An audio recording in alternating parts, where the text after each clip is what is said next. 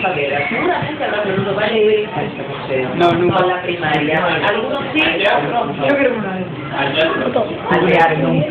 Que hacen espectáculos para los niños, para los bueno, se llama Museo Saavedra. Pero en realidad no es porque haya vivido Saavedra acá. No vivió Saavedra acá. Saavedra es el presidente de la primera junta. O sea, de lo que se surgió el 25 de mayo de 1810. Cuando estaba Larrea, Paso, Moreno, ¿se acuerdan? Castelli. ¿Se acuerdan? Bueno, Cornelio Saavedra era el principal, el presidente de la primera junta. Entonces, este edificio no tiene nada que ver con Cornelio Saavedra. Lo que pasa que era un antiguo casco de estancia donde vivía un sobrino de Saavedra llamado Mariano, que se dedicaba a la familia a tener caballos de tiro, pero para pompas fúnebres. Ellos en todo este parque tenían caballos negros para tirar de las pompas fúnebres. Y a eso se dedicaban. Además cría de gansos, cría de cisnes y distintos... pero era un casco de estancia. Llega un momento donde la familia no lo puede mantener más porque hay que pagar unos impuestos muy altos, entonces se vende. En realidad se vende en una pequeña suma para la municipalidad y se compra. ¿Cómo se inaugura como museo? En un 25 de mayo se le pone el nombre Cornelio Saavedra por el presidente de la primera junta. Creo que en 1945 se inauguró. ¿No? Como se inauguró el 25 de mayo de 1945, 25 de mayo, se le pone el nombre de la primera junta. En este caso no me están dando 5 de bola. ¿De qué año? Del 45. Lázaro, tirame. Dejate usar el no te dan bola. Bien. Este casco de estancia en un primer momento era un estilo medio colonial, lo que pasa es que después fue restaurado y se hizo a una forma italiana, una forma italianizante. Por fuera, nosotros cuando estaban los chicos de jardín de infantes haciendo picnic, ¿sí? Ahí, esa es la fachada principal, o sea, ese es el frente del museo. Nosotros entramos por el patio. Nosotros entramos por el patio, ¿vieron? Patio central, habitaciones alrededor, para que tengan aire y luz. Todas las casas, antes que apareciera la electricidad, eran así. Cuando nosotros vayamos allá, que nos demos la vuelta y que los chicos no hayan ido, van a ver que tiene techo de teja. El techo de teja se llama techo de gamba, por lo menos se llamaba en aquella época. ¿Pero por qué? Porque no había moldes, no había fábricas, se hacían a mano las tejas. Entonces, como se usaba la curvatura de la pierna, por eso no son todas iguales, se llama techo de gamba, porque gamba en italiano es pierna. Con eso haces el molde. Entonces, por eso son las tejas distintas entre sí. Después las vamos a ver. Esta sala que tenemos acá se llama Ricardo Semborani, con Z, Semborani, con B larga.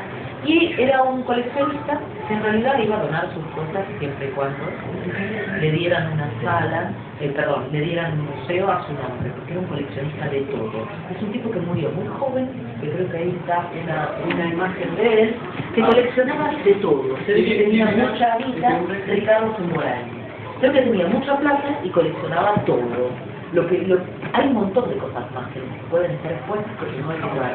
Pero hay distintas cosas de Semborani en otros museos también.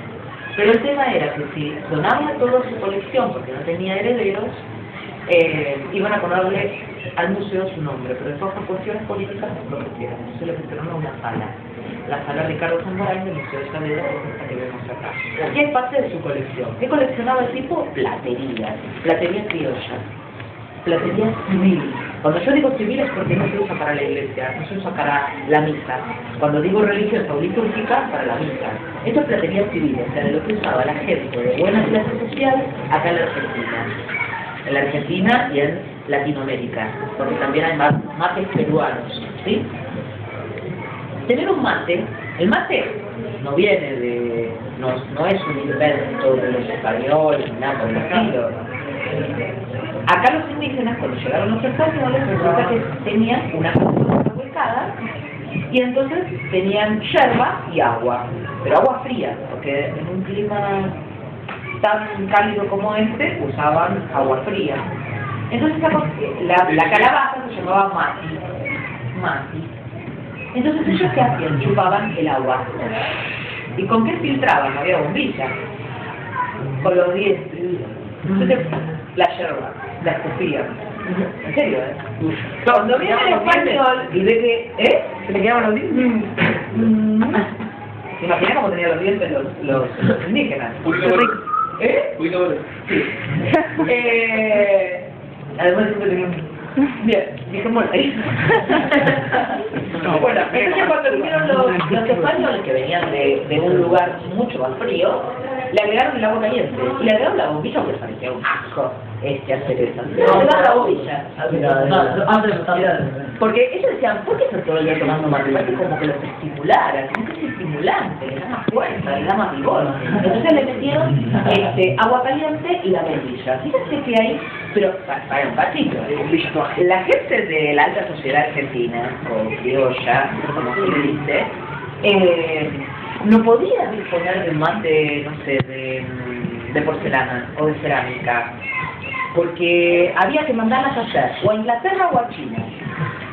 Imagínense cuánto tardaba el barco en traerlas. Primero que se las hicieran a mano, no era fábrica, se hacía a mano. Bueno, y cuando venía, fíjate si el barco tuvo vaivén y se rompía. Y cuando llegaba había que devolver porque, me haces un cambio, viste como ahora, igual. Me haces un cambio y había que mandarlo a China de vuelta. ¿Cuánto tardabas en tener tu barquillo? Estaba muerto, recalcitrante. Entonces, ¿qué se hacía? Había plateros acá en América Latina. Entonces había plateros que lo hacían a mano, porque la plata era el elemento que abundaba, pero no era para cualquier clase, era para clase alta. Y como la gente hacía unas reuniones y tomaban mate, la negrita en la época de la colonia, cuando había todavía esclavos, que los esclavos no es que desaparecen en el año 1813 con la asamblea que da la libertad de vientre. Eso es la libertad de vientre, de ahí en más, cualquiera que quedara embarazada, esa persona iba a salir libre. Pero eso no quiere decir que se hayan nosotros esclavos. Claro, había esclavos. Y la mayor cantidad de negros esclavos murieron en el año 1871 con la peste amarilla. ¿No era la peste negra? La peste amarilla acá. ¿Qué era? Negra Se mudaron al norte. Del chiquito, de algo... La peste amarilla se pone amarillo, pero es muy contagiosa. Pero no sé en qué, claramente no sé en qué consiste.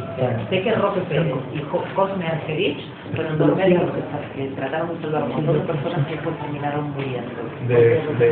Hay un cuadro muy famoso que tienen en el anexo de contagiados que están entrando a un lugar donde hay un bebé tirado en el piso, amamantándose de la mamá que está enferma, que está muerta, como tipo la distinta correa. Pero no sé exactamente en qué consiste la enfermedad. ¿Querés averiguarla para mañana? Bueno. Bueno, y los mates, algunos tienen pie de cáliz. Pie de cáliz es el pie. Aunque algunos son re pinchudos, la verdad que si uno lo agarra, me das un mate. No es nada de buena onda darte un mate con esos cosas pinchudos, con el cáliz pinchudo, porque la verdad es nada. Y hay mates con tapa, que son los mates peruanos, porque parece que había tanto bicho por el clima cálido que los tapaban. Y las bombillas también se hacían de plata.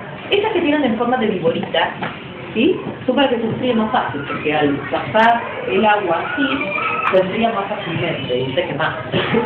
Las formas de víbora que están ahí abajo. Después tenés mate con salvilla. La salvilla es el plato que se ponía abajo, donde podía acompañarse el mate con algún bizcochito. Luego tenían todo un lenguaje con el mate, ¿no? Sí, como sos bienvenido, te da con mucha espuma, si no sos nada bienvenido, tenés los palitos ahí, los paraguayos yendo por arriba, o te dan un mate frío, ¿viste? O un mate dulce, quiere decir amor, qué sé yo. Hay una serie de lenguajes. Y en la parte que se les ve acá, por ejemplo, tenemos algunas cosas. Por ejemplo, Fontana, despabilate. Cuando yo te digo despabilate, quiere decir que está medio dormido. Lo quería probar con todo. Sí, pero, ¿viste? Pero ¿cómo te agarro enseguida? Despabilar es cortar el pabilo de la vela, para que vuelva a tener luz. Entonces hay unas tijeritas despabiladoras. En plata. en plata. Porque ¿dónde lo van a ir a...?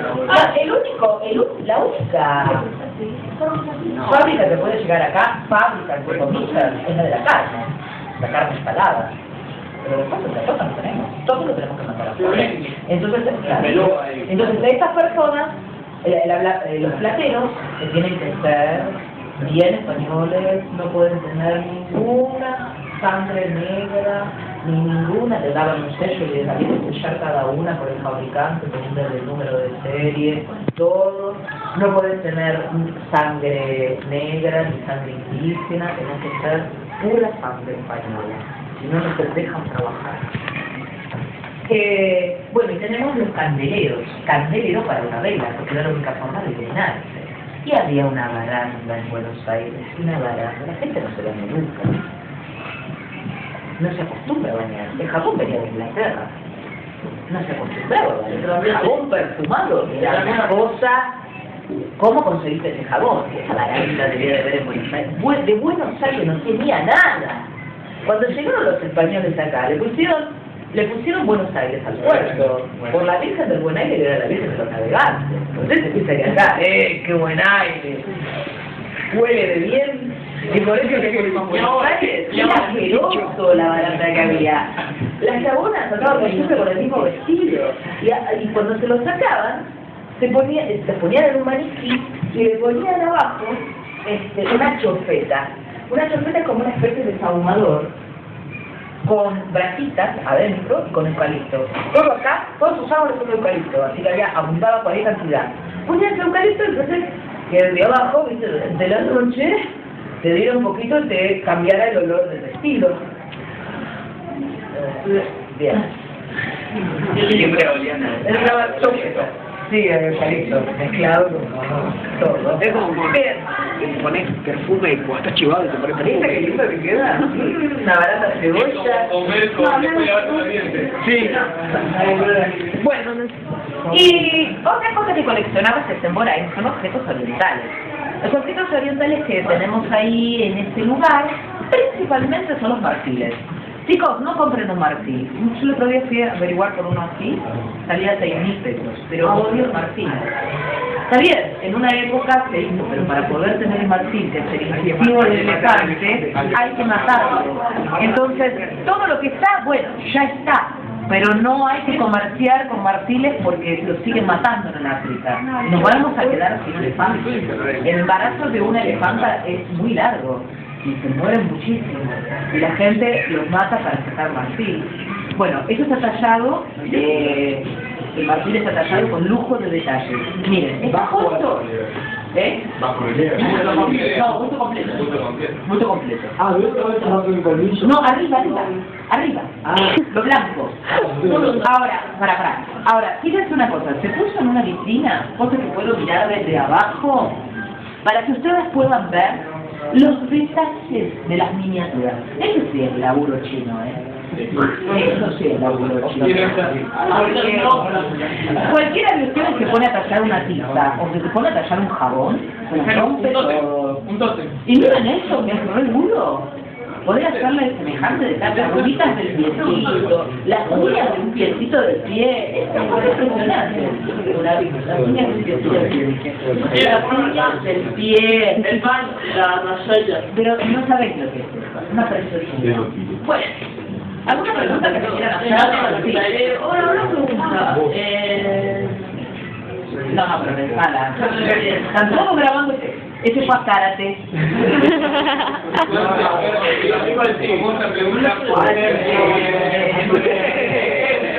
La pregunta es cívica, ¿Por qué no se sacaban a los elefantes que estaban muertos y los... No, porque ya se sabrán.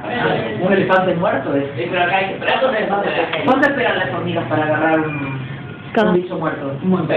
No se puede. No, pero se lo lleva. ¿Sabes el tráfico de marfiles que hay? No lo sé, más Tan caro el marfil. carísimo.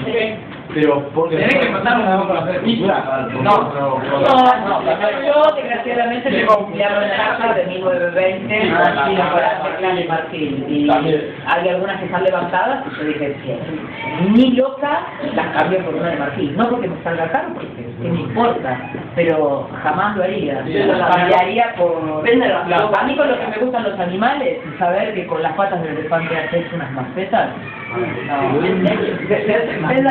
Véndala si compras de tecla de madera. ¿La marcial con esa porquería? Ah, no. Cuando un elefante dio la vida por eso. Además sin saberlo y sin ganar nada. Bueno, vamos.